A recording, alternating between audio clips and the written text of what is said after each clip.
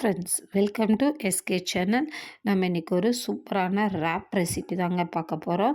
எல்லாத்துக்குமே ரொம்ப பிடிச்ச ரெசிபி தான் இது. Chicken rape recipe.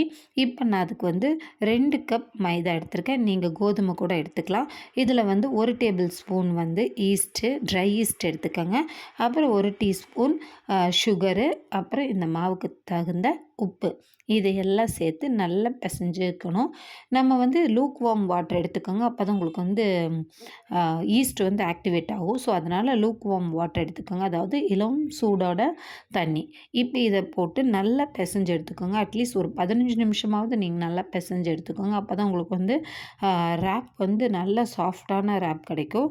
ஸோ நம்ம இதை பிசைஞ்சு இதை மேலே கொஞ்சமாக ஆயில் சேர்த்து இதை மூடி ஒரு ஓரமாக ஒரு அரை மணி நேரம் விட்டுடுங்க அப்படியே. இப்போ இந்த சிக்கனை நம்ம ரெடி பண்ணிக்கலாம். இதுக்கு தேவையான சிக்கனை நான் இது போன்லெஸ் சிக்கன் ஒரு 1/4 கிலோ போல் எடுத்திருக்கேன். இதில் காஷ்மீரி சில்லி பொடி ஒரு அரை டீஸ்பூன், அப்புறம் நம்ம நார்மல் சில்லி பொடி இருக்கு இல்லைங்களா, அது ஒரு அரை டீஸ்பூன் சேர்த்துருக்கேன். அப்புறம் மிளகுத்தூள் ஒரு அரை டீஸ்பூன், சீரகத்தூள் 1/4 டீஸ்பூன்,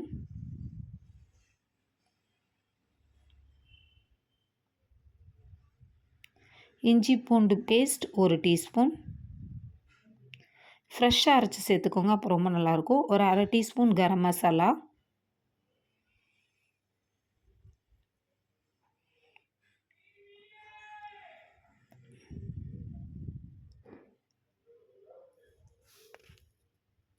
மல்லித்தூள் ஒரு 1/4 டீஸ்பூன் சேர்த்துக்கோங்க,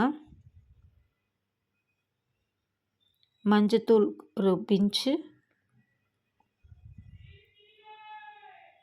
லெமன் ஜூஸ் சேர்த்துக்கணும். நம்ம ஒரு டீஸ்பூன் லெமன் ஜூஸ் சேர்த்துக்கலாம்.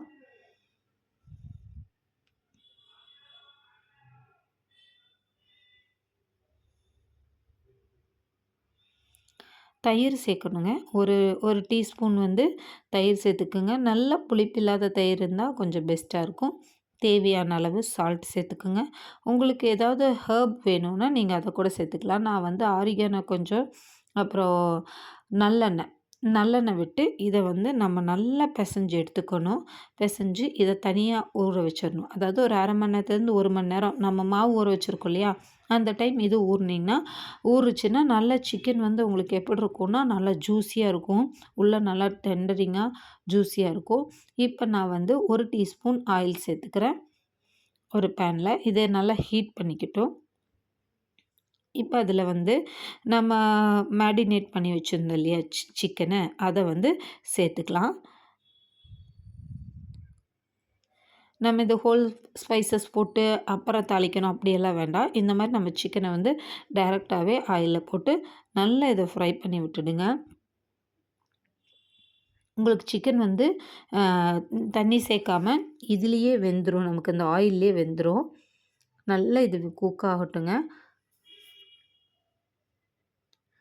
இதில் உங்களுக்கு தேவையான வெஜிடபிள்ஸ் சேர்த்துக்கலாம். அதாவது கேரட்டு, கேபேஜு, அப்புறம் காலிஃப்ளவரு, பீஸு, இந்த மாதிரி நீங்கள் உங்களுக்கு என்ன விருப்பமான காய்கறிகளோ அதை சேர்த்துக்கலாம்.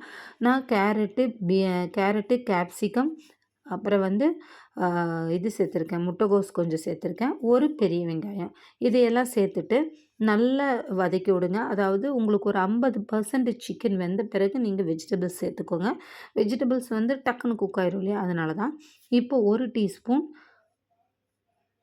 டொமேட்டோ சாஸ் சேர்த்துருக்கேன், 1 டீஸ்பூன் சோயா சாஸ், இதையும் போட்டு நல்லா மிக்ஸ் பண்ணிக்கோங்க. இப்போ உங்கள் உப்பு காரமெல்லாம் நீங்கள் செக் பண்ணி எந்த லெவலில் இருக்குதுன்னு பார்த்து வேணும்னா போட்டுக்கோங்க.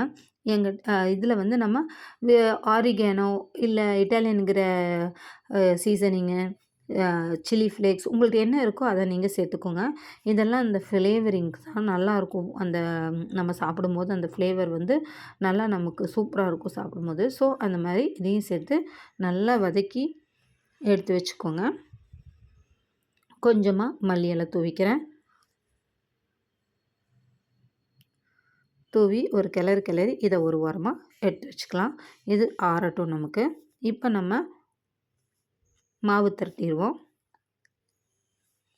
இந்த மாவு வந்து ரொம்ப உங்களுக்கு புஸ்ஸுன்னு வந்து டபுள் மடங்கு ஆகும். நம்ம கேக்குக்கு சாரி பிரெட்டுக்கு பண்ணுற மாரி ஆகுற அளவுக்கெல்லாம் இருக்காது. கொஞ்சம் கம்மியா தான் இருக்கும். இப்போ நம்ம இத வந்து திரட்டிக்கலாம். நம்ம இந்த ஷவர்மாக்கு வர சப்பாத்தி இருக்கு இல்லைங்களா? அந்த அளவுக்கு இது பண்ணணும். அப்பதான் உங்களுக்கு வந்து நல்லாயிருக்கும் இந்த ராப்பு.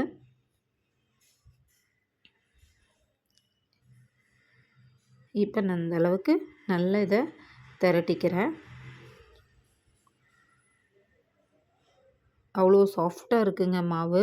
ரொம்ப சாஃப்ட்டா இருந்துச்சு மாவு.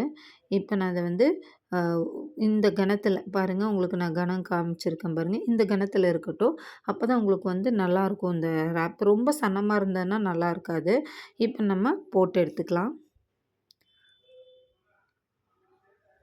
நல்லா சூடான பிறகு தோசைக்கல் சூடான பிறகு நான் சேர்த்துக்கிட்டேன். இப்போ இது 2 பக்கமும் நல்லா குக் ஆகி வரணுங்க. அதாவது ரொம்ப கலர் சேஞ்ச் ஆகாது. ஆக்சுவலி. ஏன்னு கேட்டிங்கன்னா, இது மைதா தானே. அதனால உங்களுக்கு வந்து ரொம்ப கலர் சேஞ்ச் ஆகாது. ஆனா நல்லா உங்களுக்கு உப்பி புசு புசுன்னு இருக்குங்க. பார்க்குறக்கு அங்க பாருங்க புசு புசுன்னு இருக்கு பார்த்தீங்களா? இந்த அளவுக்கு ஆனனையுமே நம்ம எடுத்து தனியா வச்சிடலாம். இதுக்கு நீங்க ஆயில் உங்களுக்கு சேர்க்க விருப்பம் இருந்தா மேல சேர்த்துக்கோங்க, தடவிக்கோங்க. இல்லன்னா பட்டர் லைட்டா தடவி விட்டீங்கனாலும் ஓகே தான். இப்போ நம்ம சிக்கன வந்து இந்த மாரி நடுவுல வச்சுடுங்க. நடுவுல வச்சு, இந்த ராப் பண்ற அந்த ஷீட்ட வந்து அடியில வச்சுருங்க. நான் எனக்கு தெரிஞ்ச மாரி ராப் பண்ணேன். உங்களுக்கு நல்லா ராப் பண்ண வரும்னா, நீங்க கரெக்ட்டா ராப் பண்ணிக்கங்க. நான் தெரிஞ்ச அளவுக்கு ராப் பண்ணிட்டேன். நம்ம வீட்ல செய்றது தானே. அதனால நான் தெரிஞ்ச மாரி ராப் பண்ணி எடுத்துக்கிட்டேன். இந்த மாரி ஒரு மடிப்பு, இந்த மாரி பண்ணிட்டு, கீழ வந்து அத அப்படியே ஃபோல்டு பண்ணி இந்த பக்கமா வச்சுட்டோம்னா, நம்ம ராப் வந்து நல்லா டைட்டா பண்ணிக்கோங்க. பாருங்க சூப்பரான ராப் ரெடி ஆயிடுச்சு. இப்போ நான் எல்லாத்தையுமே அதே மாதிரி செஞ்சு எடுத்துக்கிட்டேன். இங்க பாருங்க நம்மளோட சூப்பரான ராப் ரெசிபி ரெடி ஆயிடுச்சு. இது அவ்வளோ டேஸ்டியா இருந்துச்சு. உள்ள சிக்கனோட அது எம்மியா இருந்தது. ரொம்ப நல்லா இருந்துச்சு. கண்டிப்பா ட்ரை பண்ணி பார்க்கணும் நீங்க. ட்ரை பண்ணி பார்த்துட்டு எப்படி இருக்குன்னு கமெண்ட்ல சொல்லுங்க. அப்புறம் நெறைய பேர் நம்ம சேனல சப்ஸ்கிரைப் பண்ணாம பார்த்துட்ருக்கீங்க. நமக்கு ஒரு சப்ஸ்கிரைப் போட்டுட்டு நம்மள சப்போர்ட் பண்ணுவீங்கன்னு எதிர்பார்க்குறேன். Thank you all. Thank you.